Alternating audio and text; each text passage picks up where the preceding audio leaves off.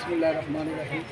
مخدومہ be be علی بادشاہ کی بیٹی کا گزار قصہ ہے جو مولا عباس کی ہمشیرہ پاک ہے، اور یہ لعین یزید کے جہنم واصل ہونے کے بعد عبد الملک بن مروان کے زمانے میں جب پھر سادات کو شہید کرنے کے لیے اور ظلم کرنے کے لیے مدینے کی طرف چڑھائی کا حکم دیا گیا، تو اس وقت ان پاک بیویوں کو مولا سجاد کے امر سے یہ سفر کرنا ہوا، اور پاک بیویاں یہ سندھ کے راستے چلتے چلتے اس مقام پر پہنچی.